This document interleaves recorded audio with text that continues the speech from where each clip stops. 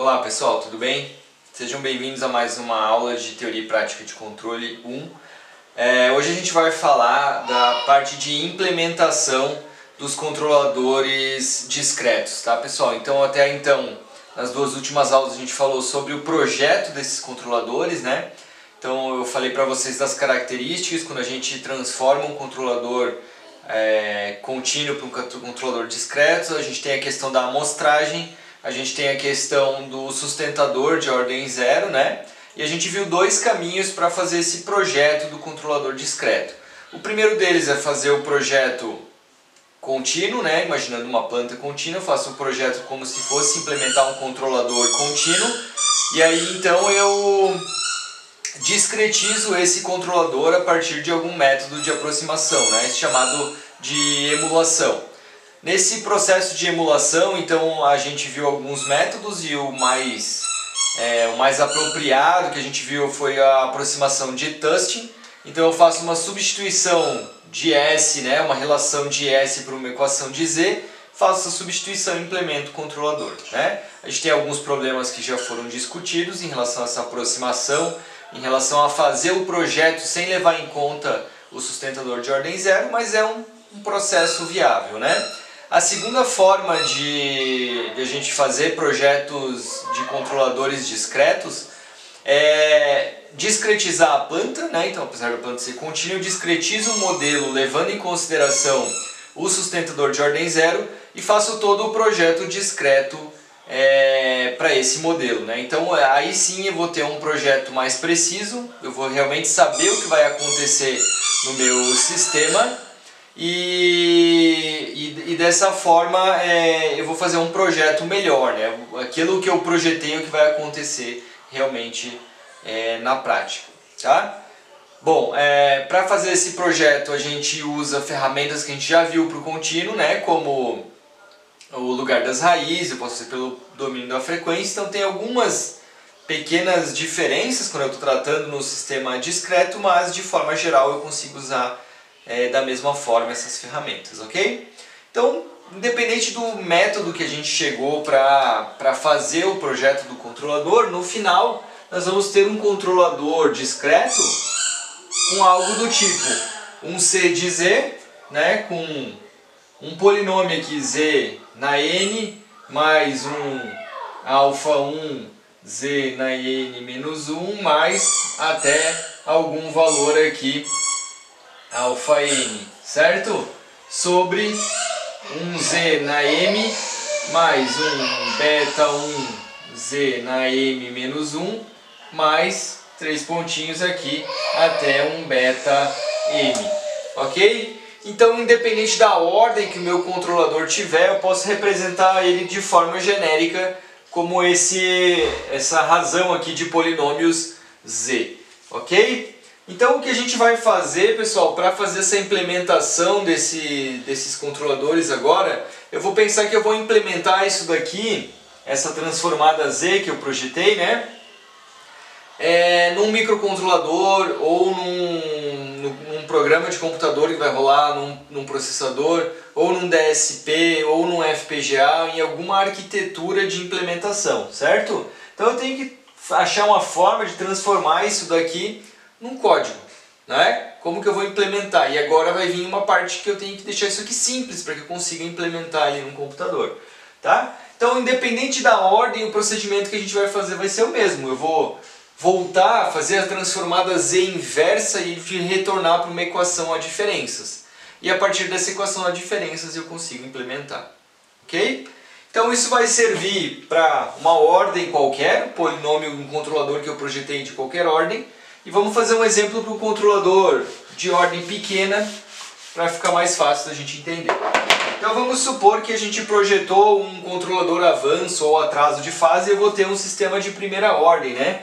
Em que eu vou ter um ganho lá, vamos lá imaginar, um controlador de Z aqui de um avanço ou um atraso, né? Então eu vou ter um ganho, eu vou ter um polo e um zero, né? Então eu vou botar aqui um Z menos A sobre um Z menos B, ok? Então um ganho, um polo e um zero, tá pessoal? Projetei um avanço, posso ter feito esse projeto diretamente discreto, né, discretizando a planta, assim por diante, ou ter obtido esse mesmo projeto por emulação, tá? Então só vai mudar essas constantes, né?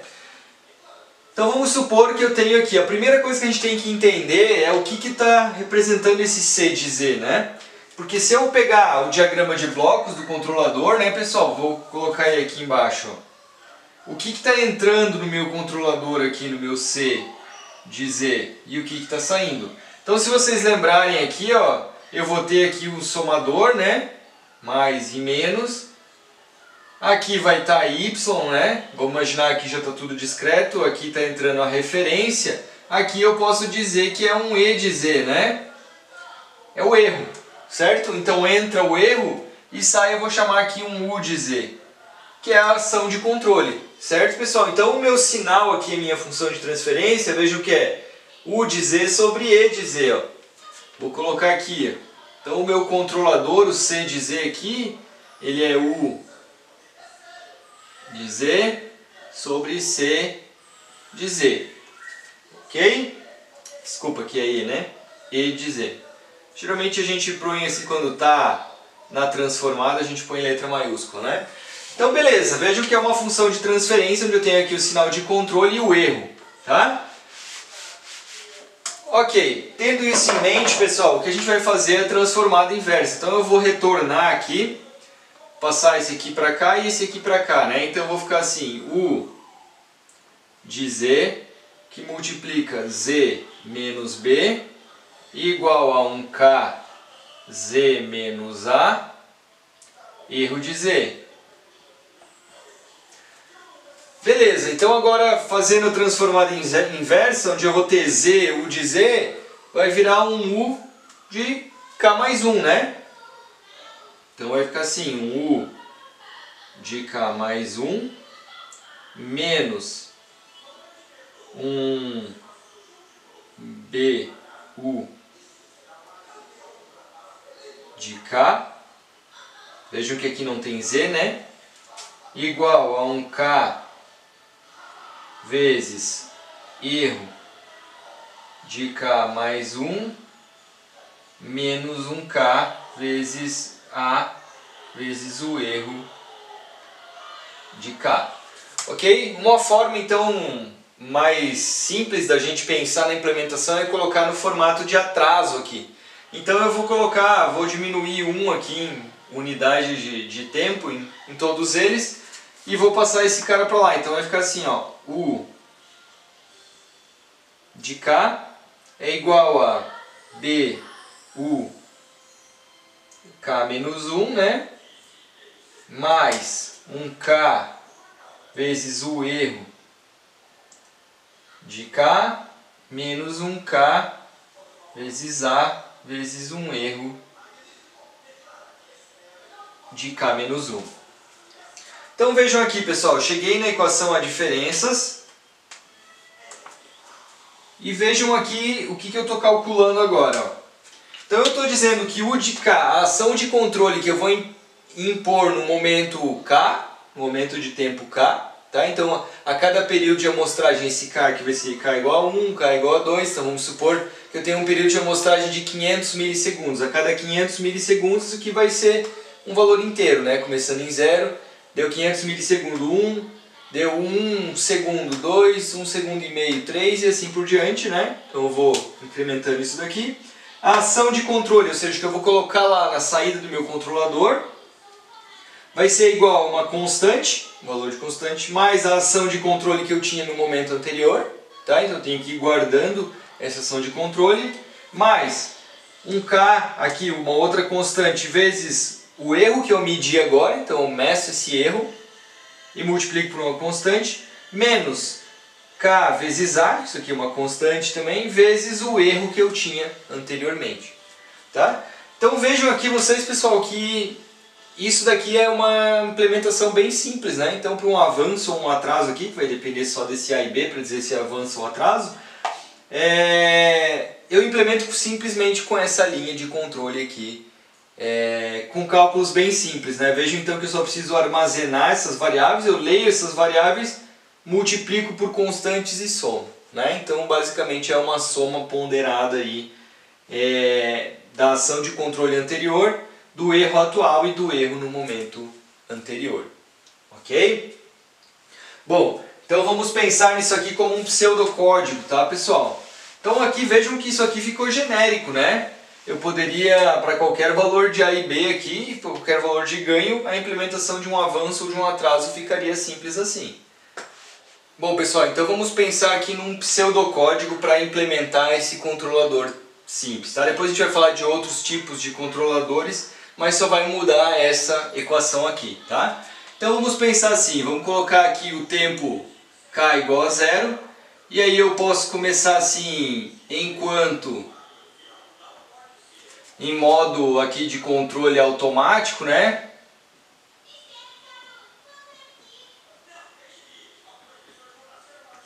É comum a gente ter, por exemplo, esses dois modos, automático e manual, tá, pessoal? Muitas vezes você quer levar a planta para um determinado ponto de equilíbrio e você pode levar manualmente, né? Atuando diretamente na entrada da planta, levando ela para um ponto de equilíbrio, um ponto de trabalho da planta, digamos assim, e aí você liga o controle a partir dali. Então é comum existir um modo como esse daqui, tá? Então vamos supor, enquanto um controle automático, e aí eu coloco aqui, ó, vamos colocar assim, se período de amostragem. Então, se chegou o tempo do período de amostragem, ele vai executar isso daqui, tá, pessoal? Então, lembrem que eu discretizei esse controlador, né, ou projetei esse controlador a partir de um período de amostragem, né, que eu escolhi, um período de amostragem adequado, e eu tenho que calcular uma ação de controle exatamente a cada período de amostragem, tá? Então eu tenho que ter uma forma de que ele saiba que está na hora de calcular, chegou esse período de amostragem, está na hora de calcular uma nova ação de controle, tá? Isso pode ser feito por varredura aqui, por pólen, ou você pode fazer por uma interrupção ou qualquer outro recurso mais adequado que o teu hardware possa te oferecer de acordo com a escolha que você vai fazer, tá? Então chegou o tempo de um período de amostragem, então o que você vai fazer? Você vai ler aqui, né? Eu vou colocar assim, ó, ler a saída y de k e a referência de k, tá? Então você tem que ler a saída da planta, então a variável, né, controlada que você quer, então por exemplo uma temperatura, uma pressão, uma vazão que você for usar, você vai ler essa saída e você vai ler a referência, tá, pessoal? Aqui pode ser de várias formas, pode ser uma porta analógica lá de um microcontrolador que você ligou o sensor da planta, você está recebendo esses valores pela rede, por exemplo, da referência aqui, da saída, ou a partir de uma interface, né, a referência a partir de uma interface e a saída a partir de um sensor. Então tem várias formas aqui genérico de pseudocódigo, você vai ler a saída e a referência.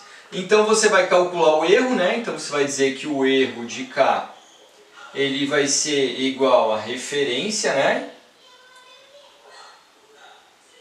menos a saída. Tá? Em geral a gente não usa esse k aqui quando está fazendo o código em si, né? A gente põe que o erro é igual a referência menos a saída. Estou mantendo por enquanto para a gente entender isso aqui melhor. Agora, pessoal, eu já tenho um erro, eu vou colocar a minha equação aqui, ó. Então eu vou colocar aqui, ó, U de k vai ser igual então a um B U k menos 1 mais um k erro de k menos um k a erro de k menos 1. Tá? Beleza, pessoal, olha só. Agora eu calculei aqui o valor da ação de controle, certo? Li a saída e a referência, calculei o erro. Tendo o erro, que aqui erro de k, inicializa essas variáveis em 0, né? Então eu posso inicializar elas aqui em 0, por exemplo, ó. Erro de k menos 1 ou erro de k, erro de menos 1 aqui, né? Erro de menos 1 é igual a 0. E vou colocar aqui também que u de menos 1 é igual a 0. Tá? Então eu só inicializei essas variáveis e vejo que eu consigo calcular uma ação de controle. Calculo um valor aqui e aí agora eu tenho que atualizar esses dois valores, né? Então já tenho a ação de controle, vou dizer que erro de k menos 1 é igual a erro de k aqui, né? Estou passando esse valor para cá e estou dizendo que u de k menos 1 vai ser igual a u de k aqui. Ok? Então estou carregando os valores antigos para uma nova amostragem. Tá? Então ele vai rodar aqui de novo, vai esperar o período de amostragem e geralmente aqui ele retorna, né, o valor de u de k aqui. Ó. Tá? E aí esse valor de saída aqui é um valor que você vai aplicar na planta. Geralmente você vai usar alguma ferramenta como um PWM, por exemplo, para gerar um sinal analógico, né, com um sustentador de ordem 0 na saída da planta. Então você vai ter uma saída lá analógica. Mas ele pode também ser um valor que ele vai colocar na rede, né, numa rede industrial, ou qualquer outra forma de passar esse valor aqui do sinal de controle calculado. Ok? Então, pessoal, grosso modo, essa é uma estrutura simples de controle, tá? Então, vejam, inicializo as variáveis, enquanto está aqui em controle automático, ele verifica se chegou o período de amostragem. Quando deu o período de amostragem, lê saída e referência, calcula o erro, calcula a ação de controle, atualiza as variáveis, guarda as variáveis na memória e retorna então o valor da ação de controle calculado. Vai voltar aqui e vai ficar esperando mais um período de amostragem e vai fazer esse cálculo. Ok? Então, a grosso modo, essa aqui é a equação já para um avanço ou atraso de fase, e a grosso modo é assim que a gente implementaria um código. Vejam que a gente trabalhou com um monte de transformada, sintonização, né? Fez uma parte toda complexa de modelagem da planta e no fim a gente está implementando um código bem simples, né? Então vejam que assim a gente conseguir pensar bastante e trabalhar bastante em cima disso, a gente consegue depois no final fazer uma implementação simples. Todo o trabalho de sintonização está aqui escondido nessas variáveis, né? Ok? Vejam que não é essa questão, a complexidade não está na implementação, a implementação é simples. Ok, pessoal? Beleza, então agora vamos ver como que a gente faria um controlador mais complexo, como um PID, por exemplo. Bom, pessoal, se a gente for implementar então um PID discreto, né? Como eu falei para vocês na aula passada, na parte de projeto direto de controladores discretos, a gente pode pensar no controlador, num PID, né? Meu canetão aqui está ficando fraco. Então a gente pode pensar aqui num PID como um ganho, né? Aqui um KP e dois zeros e dois polos, né? Então vamos pensar assim, um Z menos um alfa 1 aqui, um Z menos um alfa 2, e a gente tinha então dois polos, né? Z menos 1. Então um integrador e mais um polo aqui, que eu estou colocando ele em zero aqui, né? Que é como se eu estivesse colocando um filtro de derivativo lá no infinito, né, pessoal? Então isso aqui funciona bem para discreto, tá? Então vejam, vamos pensar num PID discreto assim. Essa é uma boa implementação de PID. Eu vou falar para vocês que existem outras que vocês vão encontrar aí na internet que não são legais, tá? Mas essa é uma boa implementação. Então, pensando num PID aqui acadêmico, um PID ideal, né? Vamos ver como é que ficaria então aqui a equação a diferenças de um PID. Então eu projetei esse PID. Lembram que na aula passada a gente encontrou aqui um projeto para definir alfa 1 e alfa 2, né? E o ganho também, o KP, a partir da discretização da planta. Depois eu ia implementar isso aqui. Então lembrando que aqui eu vou ter um U de Z, né? Sobre um erro aqui de Z. Tá? Então, aplicando aqui essa... para fazer a transformada Z inversa, né? E obter a equação a diferenças. Então isso ia ficar assim. U de Z, deixa eu botar aqui assim, U de Z que multiplica Z ao quadrado menos Z, igual a um KP aqui. Aí eu vou ter aqui ó, um Z quadrado, KP Z quadrado menos alfa 1 Z menos alfa 2 Z mais alfa 1 alfa 2, tudo isso é erro de Z, né?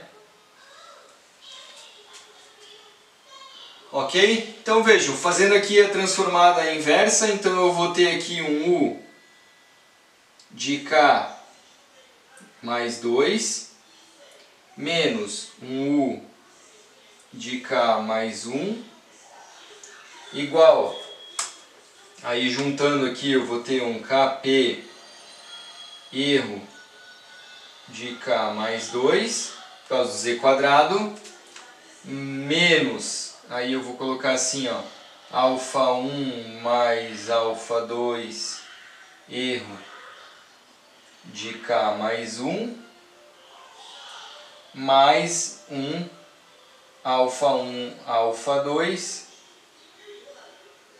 vou botar o erro menor aqui, erro de K, ok? Então colocando isso daqui no atraso, o meu PID discreto vai ficar assim, vai ficar então U de K, ou seja, a ação de controle no tempo K, vai ser igual então a um U de K menos 1. Vejam que estou diminuindo duas unidades aqui, né? Então ficou U de K menos 1, passei isso aqui para o outro lado da igualdade, mais um KP erro de K, menos alfa 1 mais alfa 2 erro K menos 1 mais um alfa 1 alfa 2 erro K menos 2, ok? Então vejam pessoal, esse controlador PID então, que são dois zeros e dois polos e um ganho, né? Sendo que um polo aqui é o integrador, vejam o que vai dar quando eu for implementar. Então eu sigo aquele mesmo algoritmo que a gente fez, só que ao invés de usar, só vou trocar aquela linha, né, que eu tinha um avanço ou atraso, aqui vai o PID, ó. Então vejam, a minha ação de controle vai ser igual à minha ação de controle anterior, só preciso guardar a ação de controle, e preciso do erro, o erro de K menos 1 e o erro de K menos 2, tá? Então eu tenho que guardar aqui dois tempos para trás do erro, né? Para utilizar aqui. E vejam que o que vai mudar do meu projeto, do meu PID, então, vai ser essas constantes aqui, né, pessoal? Alfa 1, alfa 2 aqui que vai mudar o que eu estou multiplicando o erro de K menos 1 e o erro de K menos 2. Ok? Então, simples assim, projetar o controlador, você faz o projeto discreto, acha alfa 1, alfa 2 e KP, substitui aqui e está implementado o seu controlador PID. Ok?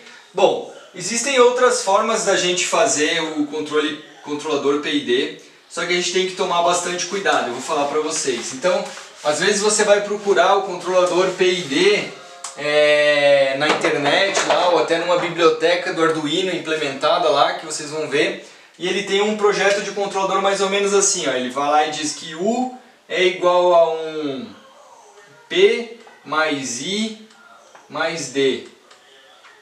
Onde ele vai lá e põe, né, P vai ser igual a um KP vezes o erro, ok?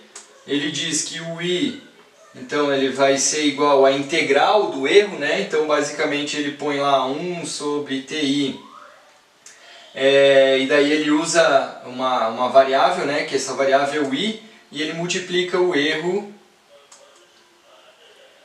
pelo período de amostragem, né? Então eu estou integrando aqui como se eu estivesse pegando essa área, né? O erro vezes o período de amostragem. Aqui só deixa eu colocar assim, ó. Ele vai integrar aqui, né? I é igual a I mais 1 sobre TI, o novo elemento que ele está integrando o erro aqui. Ok?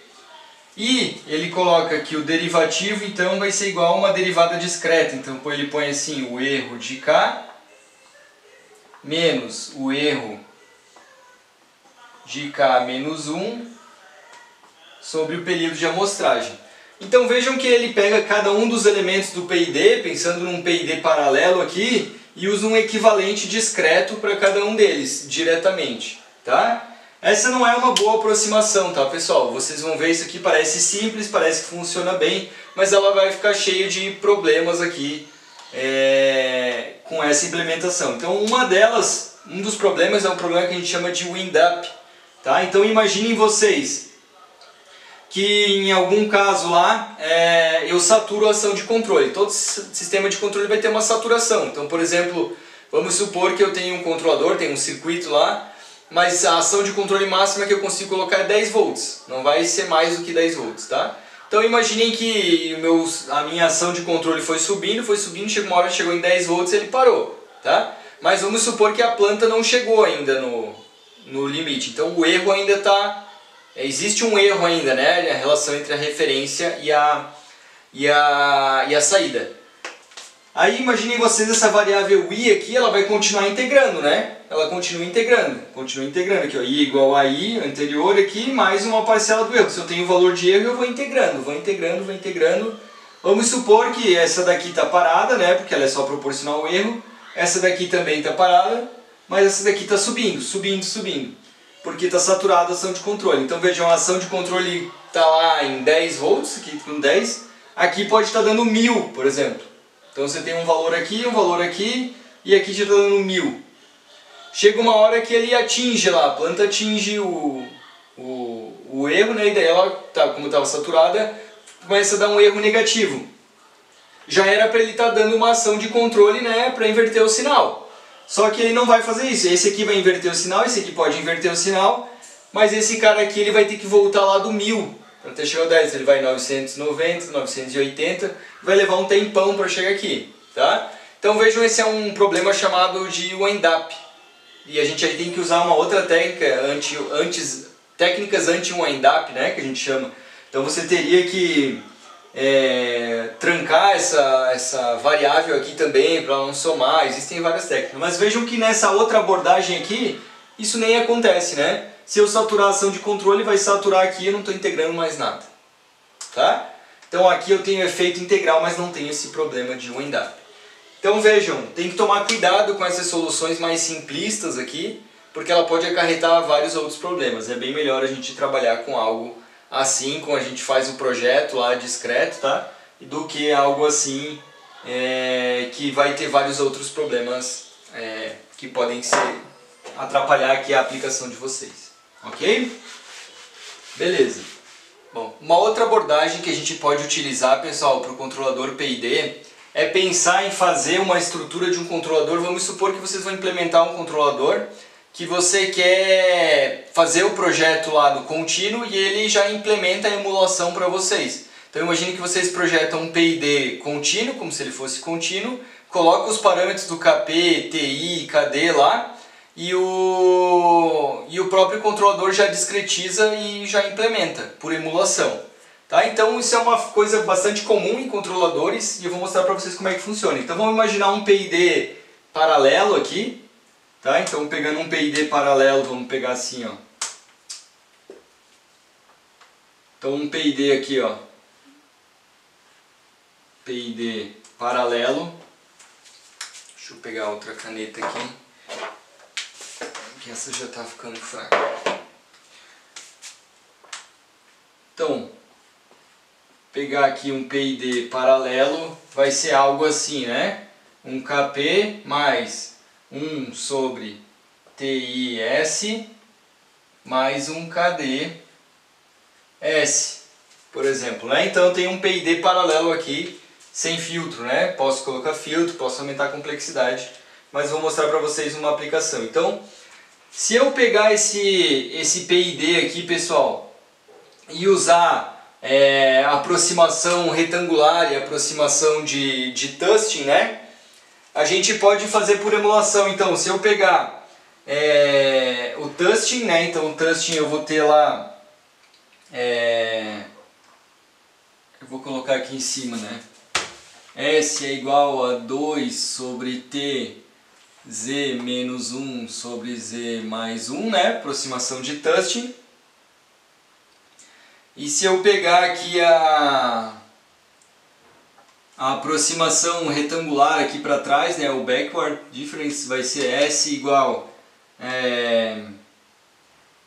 Z menos 1 sobre T, ok? Então vejam, essa daqui é uma boa aproximação para a derivada e essa daqui é uma boa aproximação para a integral, né? Então eu posso substituir aqui a integral por essa aproximação e substituir essa aproximação para a derivada, tá pessoal? Se eu fizer essa substituição aqui, fizer a transformada z inversa, a gente vai obter algo assim, ó. U de K vai ser igual a U de K menos 1 mais Kp mais T sobre Ti, 2Ti aqui, mais um KD sobre T vezes o erro de K mais T sobre 2 Ti menos 2 KD sobre T menos Kp vezes o erro de K menos 1 mais KD sobre T erro de K menos 2, tá? Então vejam vocês aqui, pessoal, ó. Simplesmente peguei essa forma padrão aqui de um PID, substituí aqui por esse cara aqui, substituí aqui por esse cara aqui, certo? E aí manipulei aqui para chegar numa equação transformada Z e fiz a transformada inversa para a equação de diferenças. Então vejam aqui, pessoal, que esse aqui é uma equação de diferenças igual essa daqui, né? U de K menos 1. Aqui eu tenho uma constante, ó, que aqui é só Kp, aqui eu tenho uma constante maior, menos α1 mais α2 igual a isso daqui, e aqui α1 e α2 vai dar isso daqui, né? São constantes diferentes, mas vejam que a estrutura é a mesma. Se eu pensar que é uma constante vezes erro de K menos 1, constante erro de K menos 1, constante erro de K, constante erro de K, constante erro de K menos 2. Então vejam que também aqui é um PID, com a diferença que se eu projetei lá um controlador contínuo, achei um Kp, um Ti, um Kd, né? Então eu coloco como se ele fosse contínuo e aqui essa equação já calcula a discretização, né? Com a aproximação de Tustin e a retangular para trás, ok? Então vejam que nesse caso eu poderia entrar com os parâmetros como se fosse contínuo, a própria equação já discretiza para mim por emulação. Ok? Então se eu estou fazendo um controlador genérico, que eu não sei o que o cara vai fazer, e o usuário não tem muito a manha de projeto discreto, né? Ou está mais acostumado com projeto contínuo, eu posso implementar um controlador assim que ele pode ficar mexendo Kp, Ti e Kd como se fosse um controlador contínuo e a própria implementação discretiza a planta. Ok? Então eu poderia, aqui eu fiz com a aproximação de Tustin retangular para trás aqui, eu poderia ter feito Tustin nas duas, ia dar ligeiramente diferente aqui as constantes, né? Aqui aparece um atraso também, se você usar Tustin nos dois vai aparecer U de K menos 2, tá? Eu poderia ter colocado um filtro aqui e achar essa equação genérica também, tá? Então essa abordagem aqui é quando eu faço o projeto já discreto, penso em alocação de polos, uma abordagem mais de engenharia mesmo, né? E essa abordagem é uma abordagem mais simples, que a engenharia está mais escondida aqui e o usuário tem os parâmetros mais à mão para ajustar, ok? Então é só para vocês entenderem que dá para fazer isso também e muitos fabricantes de controladores fazem uma versão assim e por isso que você entra com parâmetros contínuos no controlador. Ok, pessoal? Então vejam, eu mostrei para vocês algumas variáveis aqui desse U de K, né, que é a ação de controle. O pseudo-algoritmo lá que eu mostrei para vocês pode ser sempre o mesmo, né? Então vai aumentar um pouco a complexidade de acordo com a planta ou com com os requisitos de tempo real que o seu sistema vai ter que ter, né? Para garantir que isso aqui consegue rodar dentro de um período de amostragem, tá? Então tem alguns requisitos, mas de maneira geral é isso que eu apresentei para vocês, tá? Então vejam aqui, eu falei do controlador de avanço e atraso e do PID, né? Mas eu poderia ter projetado um controlador com um número qualquer, né, de polos e zeros, basta eu voltar depois para a equação a diferenças e achar uma equação que represente essa ação de controle que eu estou querendo calcular a cada tempo k, ok? Então, de maneira geral, o que eu tinha para passar para vocês agora era isso, e daí a gente tem que experimentar mais agora, né? Vamos para o MATLAB, vamos implementar em alguma linguagem de programação isso daqui e ver como é que isso se comporta na prática, tá bom? Até mais!